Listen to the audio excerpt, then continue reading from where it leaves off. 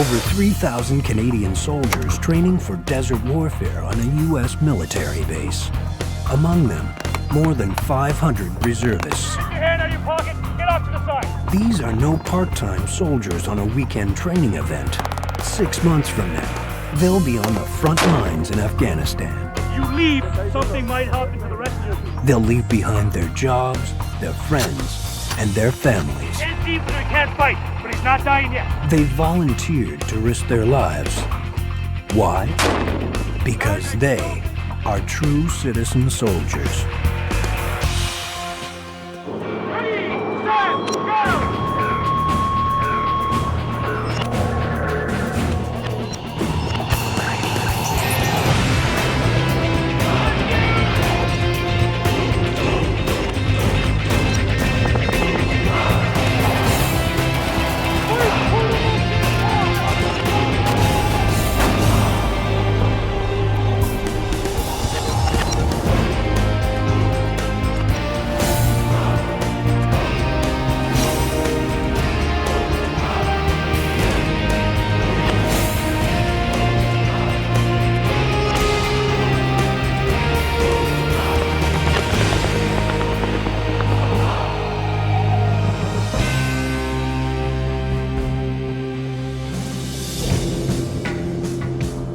Fort Bliss, Texas.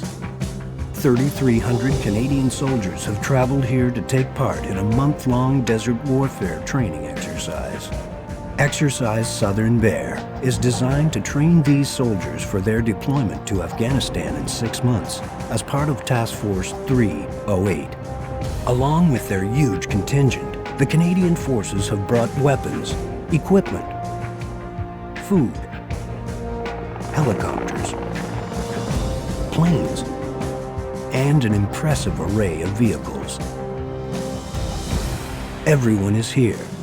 Soldiers and staff from the battle group, the infantry, the provincial reconstruction team, the national support element, the command team, and the administrative headquarters. Among them, more than 500 reservists. These are volunteers who have been asked to augment the regular force and take on an increased operational role in Afghanistan. This also means a more dangerous role. Here, near the Mexican border, they'll conduct full-spectrum operations to prepare them for the ongoing challenges of this deadly war. And it is deadly. To date, there have been 85 Canadian military personnel deaths in Afghanistan, and reservists are proportionately represented. Reservists will take part in a number of different training scenarios. Everything from live fire ranges to weapons and tank training to infantry urban operations. They'll be forced to conduct their operations in areas where there are friendly and hostile civilians, enemy insurgents, and Afghan national security forces. It's a huge challenge. They'll have to be up to par with the professional soldiers of the regular force. Their lives depend on it. Now listen carefully, 10 rounds, MPI will be indicated, MPI.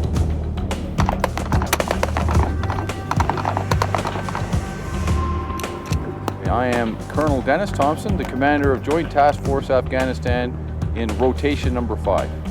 Well, the mission we're training for is essentially to support the government of Afghanistan and rebuild that shattered nation. Well, behind me is our members of my headquarters, both soldiers and staff officers. And just like any soldier in the task force, they have to be capable of engaging the enemy. So what they're conducting today is their personal weapons test to ensure that the level of their musketry is up to the standard. Everyone will start in a prone position. You'll get the order to load. You load your 14-round magazine, you wait. Once I give the command, ready your weapon, place it on safe. When I give the command to advance, we're all going to double time it, maintaining our frontage towards the 300-meter berm. At the 300, adopt the prone position and put 6 rounds into one or the other of your target. Doesn't matter. questions? It's obviously exciting.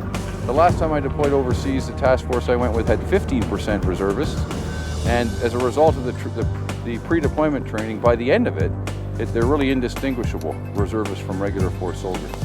Well, unfortunately, if you were to look at the list of casualties that we suffered overseas, you'll see that the reserves are represented in a proportionally, yes. They are just as much at risk.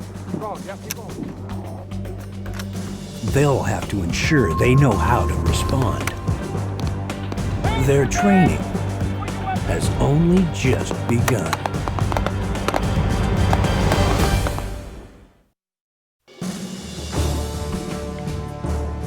Further off on the base, another group from Joint Task Force Afghanistan is working on a different set of skills.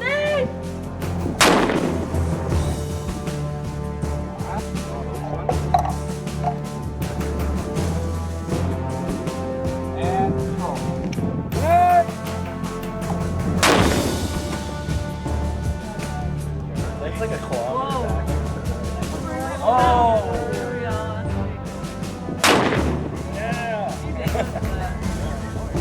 Right now we're running the headquarters, as well as we've split up in half and we're going out and doing training.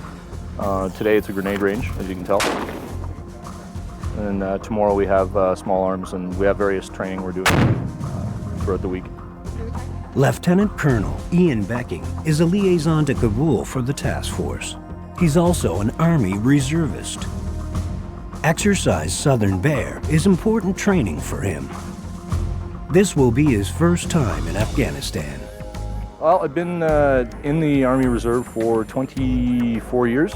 I've been to Germany, I've been on exchange to various countries, but I've never actually gone on an overseas mission. And this was an opportunity I couldn't pass up. Army reservists are often known as part-time soldiers.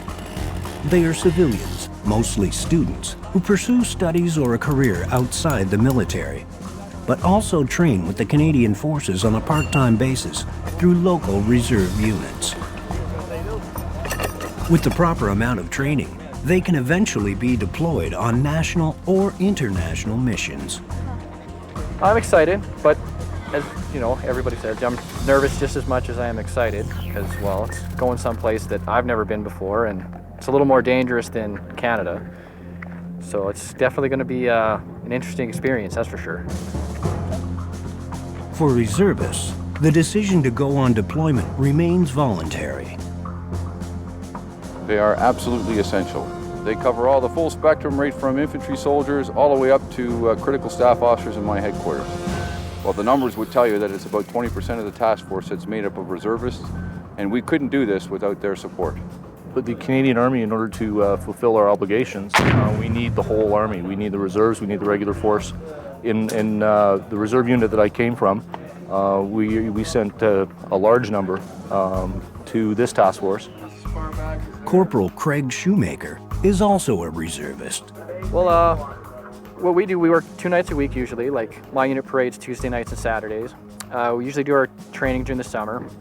We can go on deployments where, you know, with overseas, or we can go work with a reg force unit for a period of, you know, a month to whatever, a couple years. So it's basically we do everything they do, except we haven't signed our contract, I guess, to do it full time. Okay, this is the M13 fragment grenade. Okay, it's got a lethal radius of about 35 meters or so. All you have to do is just pull off the safety pin, and then you pull off the safety lever. You can have the pin hold in your hand all day. It won't explode. Once you throw the grenade and the spoon is released from the fuse, you have 4.5 seconds before it will go off.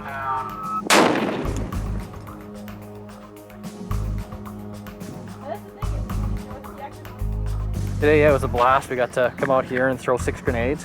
When you're up there and you toss, you know, the thing goes off and you actually can feel it in your chest. So it's pretty neat that way.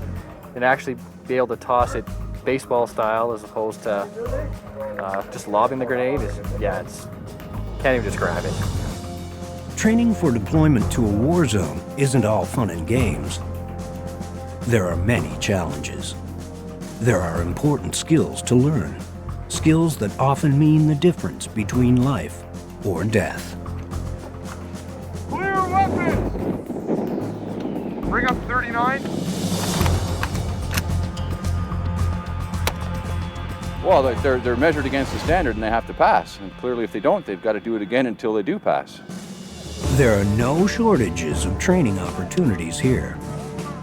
Fort Bliss installations cover more than 1 million acres. The base is 15 times the size of CFB Petawawa, one of Canada's largest military training areas. There's another important reason the Canadians have decided to train here. It looks identical to Afghanistan. When you fly in here to Biggs Airfield, you do a double take because you immediately think they're coming into Kandahar. The camp itself is very close in its austerity to the camp we'll be living in, so there are many advantages to coming here, the principal one of which you've identified is we're in a desert environment. It gives the soldiers a good idea of the types of conditions they'll be living in and what type of elements they'll be facing in Afghanistan. Heat, altitude, blowing sand. Just a few more things they'll have to learn to contend with. But they won't be the biggest threats these soldiers face.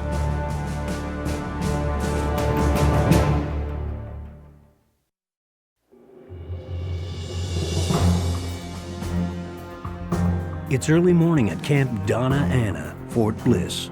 Regular force and reservist soldiers from the National Support Element, or NSE, are already up.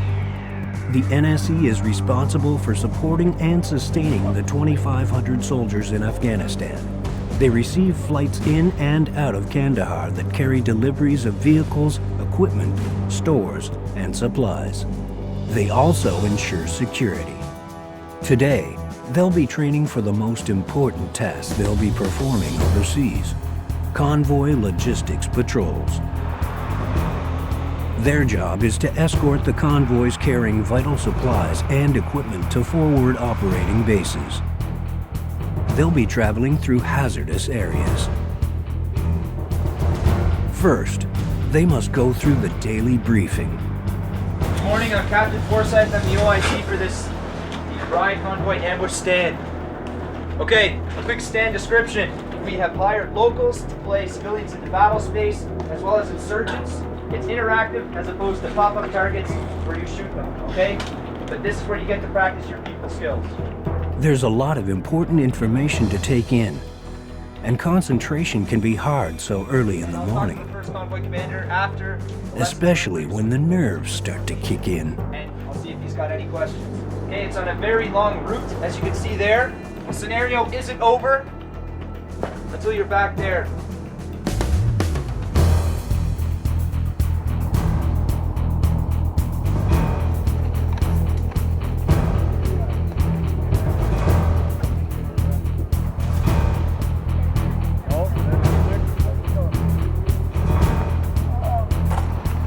The soldiers will head out for a full day of patrolling, which will take them through different real-life scenarios. The reservists, preparing for their first deployment, are anxious to see what awaits them. They have to be ready.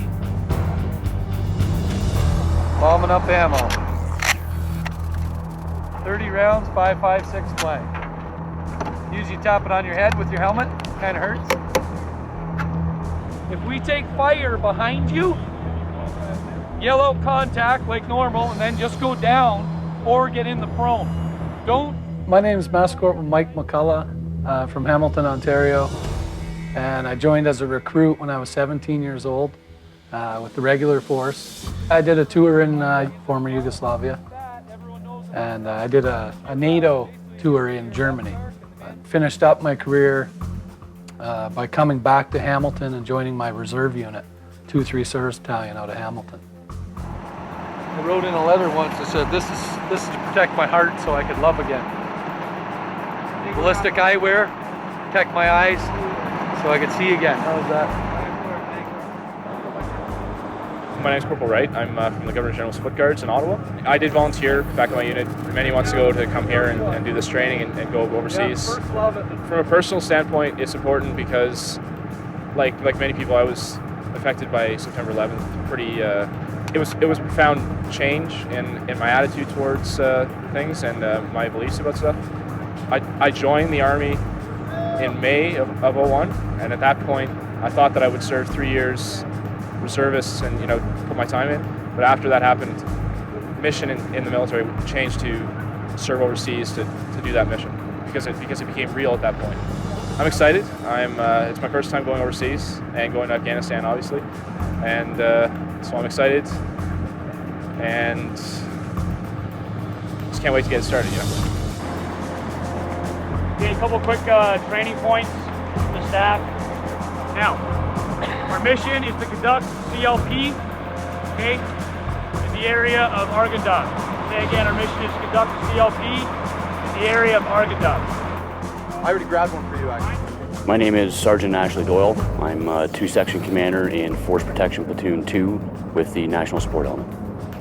Remember that I will let you guys know when to dismount your vehicles, okay? Remember that we're going to use our guns, right, to be able to suppress whatever we encounter. We've come from all over Ontario, so it's not necessarily guys we've worked with before, which makes things challenging at times. But for instance, ourselves in the infantry, we are used to doing things one way, and we also have combat service support individuals.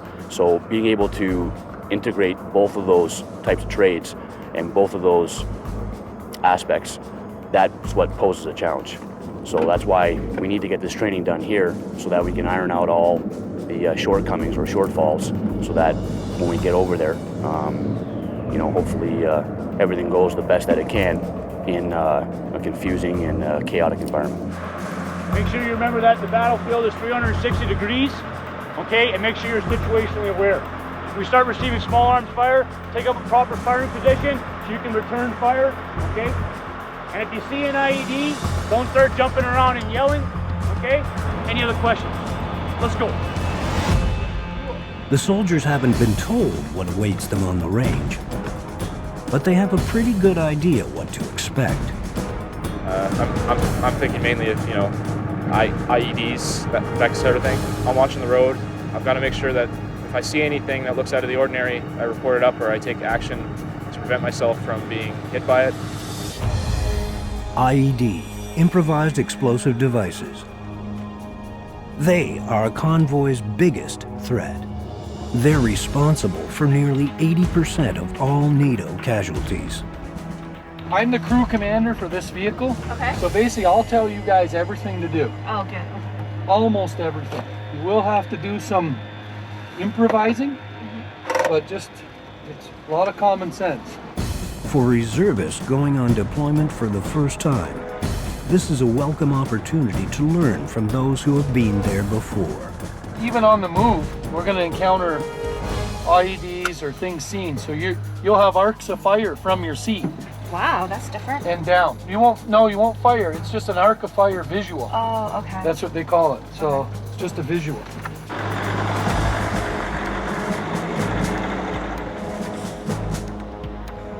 The convoy is off to a smooth, albeit bumpy, ride. But it won't last for long.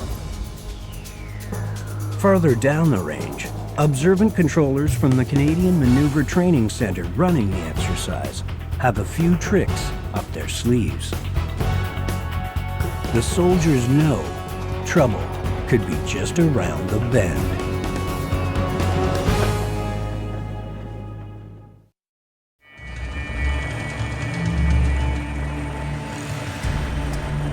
The convoy dry range is well underway. Reservists from the National Support Element are training for the convoy logistics patrols they'll be conducting in Afghanistan. The reservist in particular, he could just decide to stay home. But it's a definite choice he makes to leave his comfort zone, his job, and his family. So it is a big commitment. So it's something, you look at it and you say, well, this guy really wants to do it. If he's leaving all that behind, the security, and the safety zone of his life to go overseas. And it's a big commitment. The convoy comes to a sudden stop. There has been a vehicle breakdown. So you guys, we're clear, right? We're clear? Yeah, so we can get out. Okay, they're doing driver's ed. So this is just a vehicle breakdown. So just do your security, okay? A vehicle breakdown in a hostile environment is the last thing these soldiers need. They'll have to enforce security around the vehicles. A convoy this size is sure to attract some attention.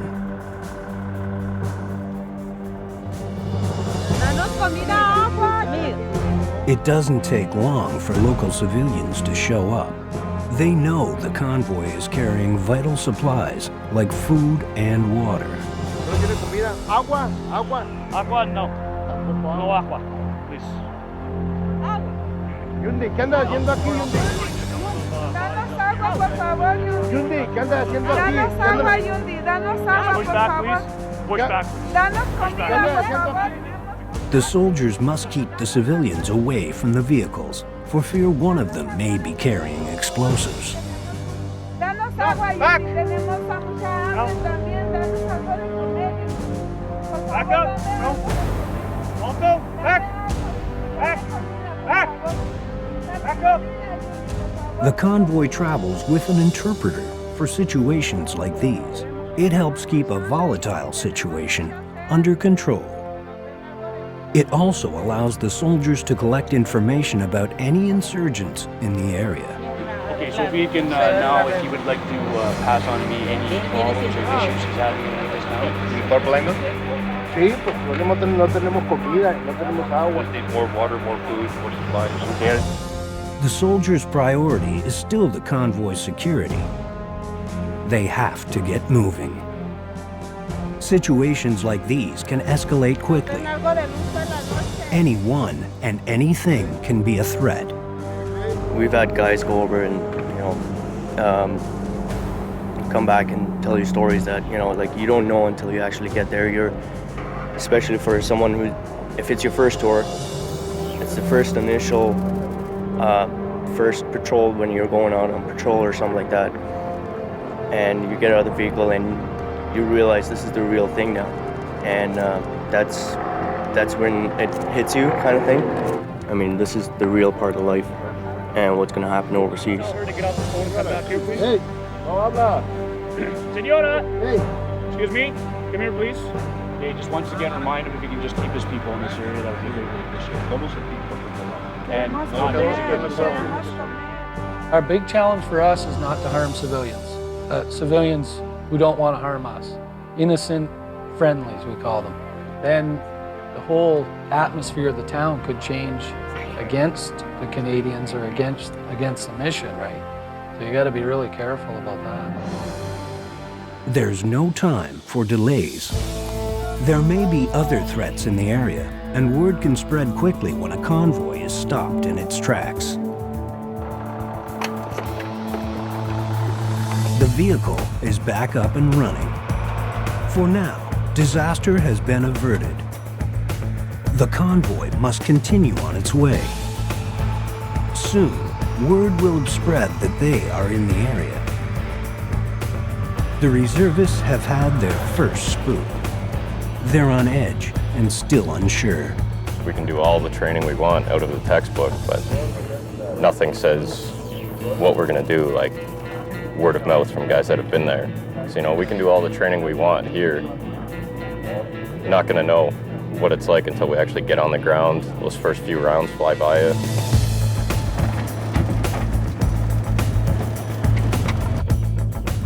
The convoy has entered another village. The soldiers continue to be on the lookout for anything suspicious. No, keep on going. Off 2, we have a person with a weapon to our right.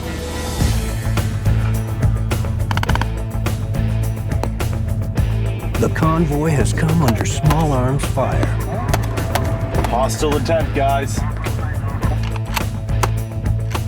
Don't worry, one person on the left with AK-47. The hell was that? Now, the reservists know they are in enemy territory. They'll need to be even more vigilant.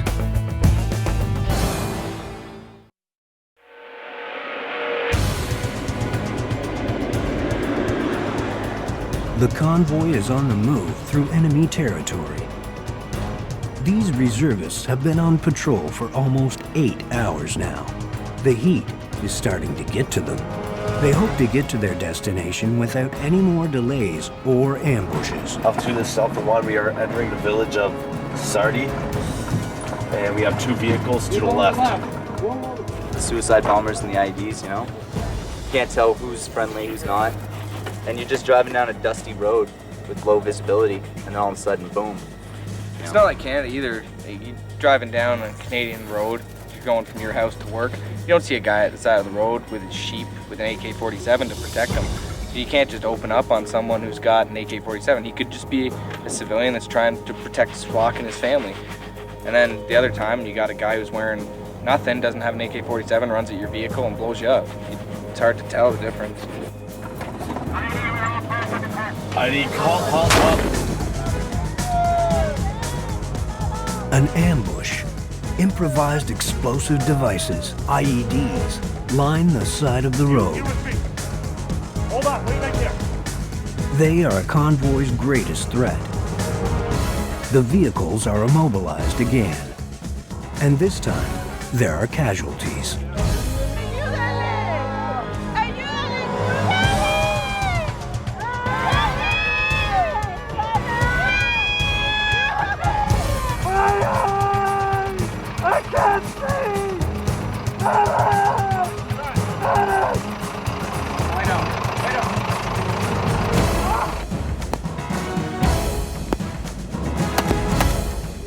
The convoy is taking fire from the enemy.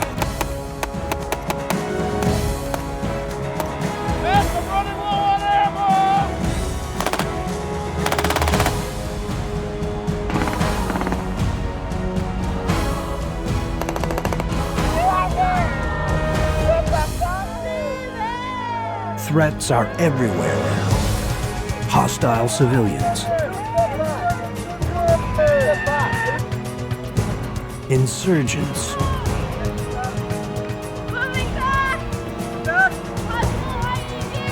And more hidden explosives. Through the chaos and confusion, the soldiers must take control of the situation.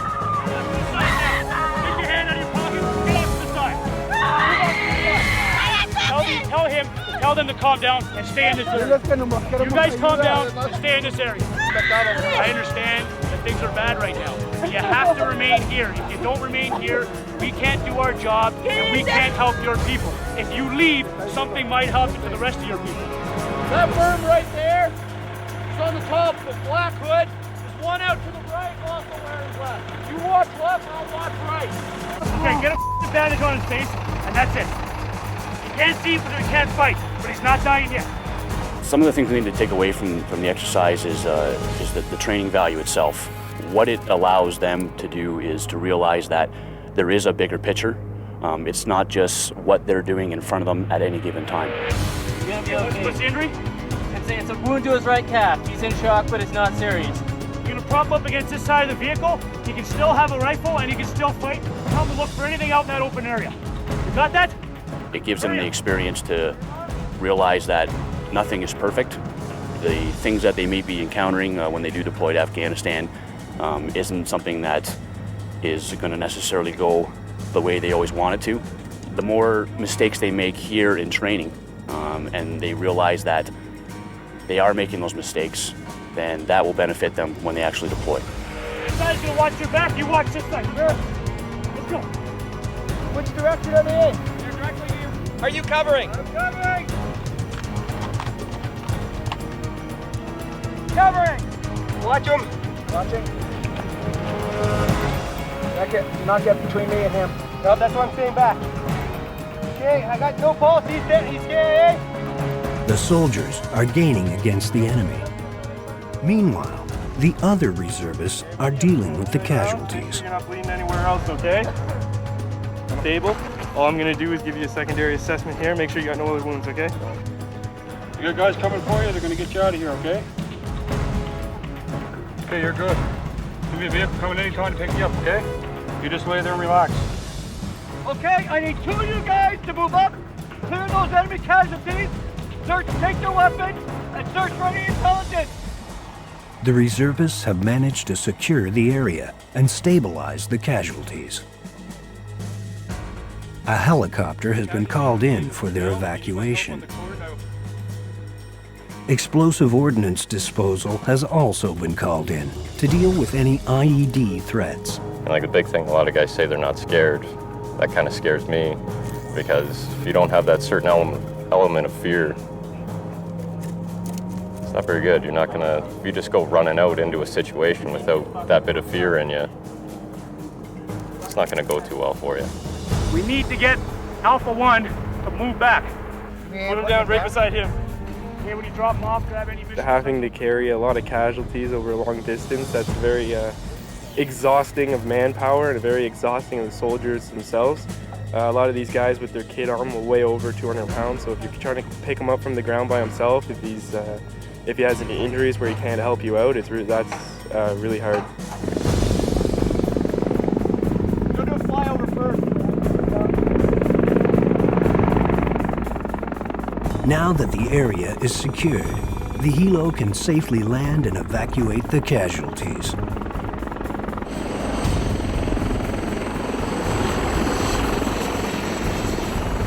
The exercise has given these reservists a greater sense of the mission they've volunteered for. Well, for me, I want to go to Afghanistan because I feel it's my time to put my effort towards the mission. I believe the mission's the correct mission. That it's a just mission, and so I just want to do my 2 cents, put my time in. You know, I think that what we're doing over there really represents the sort of role that Canada, as developed as a just nation, actually serves in this world. But all that conviction in the world really doesn't mean anything unless I actually step up and try to do my part for it, right? So, yeah. So it's the opportunity, and I'm taking it. The helo's departure signals the end of this portion of the exercise. Up there, right now, so you guys can relax in place, take advantage of the shade. Make sure you get some fluids downrange. If you got smoke, smoke them. The soldiers will take a breather, have some water, and conduct an after-action review. Just the whole thing of unit building, cohesion, getting everybody together, making sure everybody knows their job, everybody knows what to do right away when something happens, so that when something actually does happen when we're overseas, everyone's not running around trying to figure out what's going on. Everybody just knows and does their job. They'll focus on the lessons learned and what they need to improve on.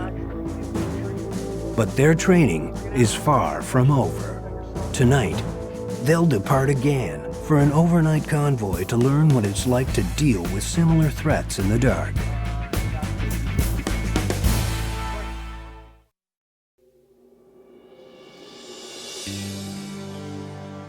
It's morning at Camp Donna Anna, Fort Bliss. Back at the barracks, reservists from the National Support Element are up again after only a few hours sleep.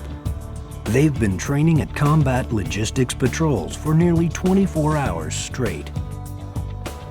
Now, they have a few hours off to clean their guns before heading out for more training. It's a good way for the soldiers to get used to the living conditions in Afghanistan. It also gives them a chance to look forward to their deployment. As reservists, they have volunteered to serve in Afghanistan. I joined at 17 years old. I've been doing it for a long time, and this was a golden opportunity to actually do something that I've trained for so long to do. My warrant asked me if I wanted to go on tour. I jumped at the opportunity, and then I've been on Class C since January of last year. I was just waiting for it. I've wanted to go on tour since I was 16 and joined the militia, and I just never had the opportunity.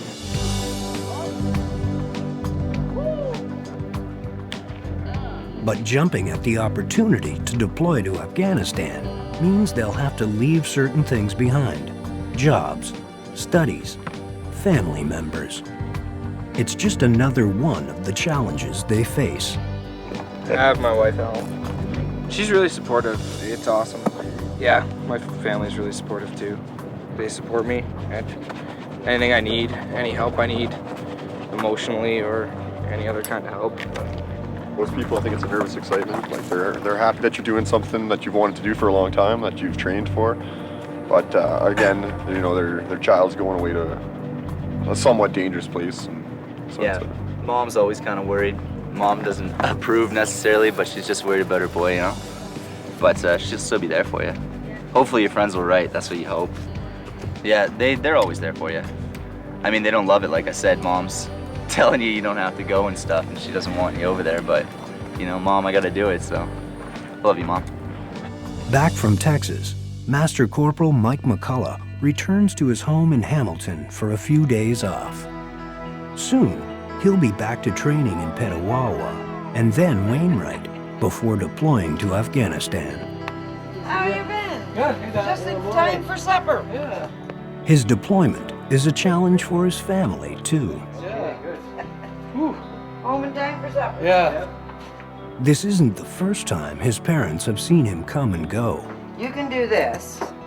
Yeah, I can do that. How many you want me to shave? And I'll cut the ends off. How's that? As a regular force soldier for 20 years, he's been on his share of deployments. My first look at Afghanistan, or Kandahar Airfield, CAF, was through a deployment in Southwest Asia in 2005, 2006. So I got a good look at it, and that's why I want to go back on this whole tour. When Michael wanted to join at 17, I thought it was a very good idea. I was surprised. And I thought, oh, you'll be gone maybe 3 years, maybe 5 years. Never dreamed it would turn into 21 years. Talk about teamwork, eh? Yeah, that's what it's all about. His mother, Nancy, still remembers her reaction to the news of her son's first deployment. Upset at first, like any mother would be. You know, I was scared. You just have to take it with a grain of salt. Yeah, and not jump every time the phone rings. I learned that last time. Yeah. After retiring from the regular force, he returned home to work for his dad and started teaching at his local reserve unit. Oh, yeah. Decided to join the reserves again. I'd probably miss the camaraderie with the guys, the bonding, and basically just putting on the boots. I still didn't mind putting on my boots in the morning. So that's how I knew I still wanted to do it. And then at the same token, families back home are sacrificing. They're basically saying, you know, okay, go ahead, go do your duty, help out this country, this community, and then come home.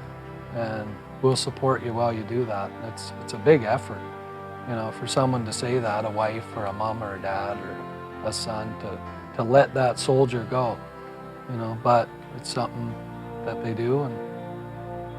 But I'm very happy. He loves his career and he wouldn't change it. And I'm happy for him. Yeah. Miss him, but happy. I miss the smile on his face. Yeah. But I know I'm going to see it again, so. We all do miss him. Even the dog waits for him when he comes home, you know. And no, it's good to see him come through that door. Because there's lots of times that he'll go out that door that you've got that feeling sometimes. But he's got to do what he's got to do. Well, I'll grab the catch up. Oh, yes, we know, Michael. We catch a kid. Well, I think it starts from your upbringing. You know, the Army can teach you ethics and what's right and what's wrong. So yeah, I think for me, it was the way I was brought up. Just caring, care about Good people. heart. Yeah. Good heart. All right, we into it? Yes. Yeah. Happy Easter. Where's Mike? Oh, yes. Happy Easter, Mike. Thanks, Dad. Thanks, Mom. You're welcome, dear. Happy Easter, hon. Very nice. This may be the last family dinner for a little while. In less than 4 months, Master Corporal McCullough will be off to Afghanistan. If all goes well, he'll be home again by Easter next year. You watch the news a lot more. You try to get some of the reports, hoping that you catch a glimpse of them, right? Well, this is a lot better. Home cooked meal. When Mike was over in Afghanistan on the base in Kandahar, he sent Dad and I this shot. Hey, Mom and Dad, I love you guys. Gotta go out for 4 days. Call when I return. Love always, your son, Mike. Kiss, hug, kiss, hug. Tell everyone I said hi, I'm okay, gotta fly. P.S. Love yous. Watch my back, Mom. Because I always tell him I've got your back. Like I said, may the wind be on your back, may the sun be on your face, and may you always have a light heart, which he has.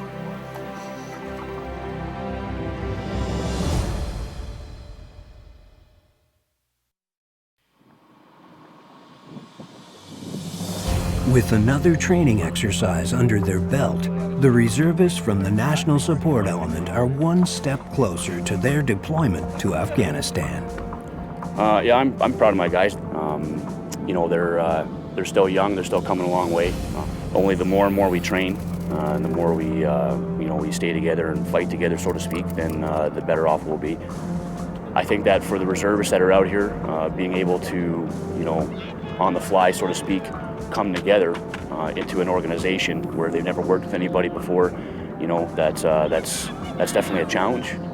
But it's a challenge that we're able to overcome only because of, you know, the willingness to be here. Everybody wants to be here. Nobody was, you know, forced to come here. They've passed the test so far and shown that they can measure up to the challenge.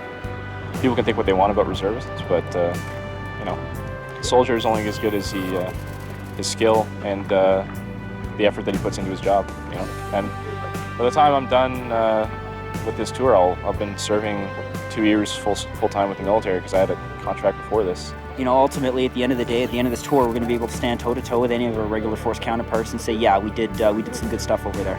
And that's what counts in my mind. Now they can look ahead to their deployment. It's not going to be easy. Don't come too close.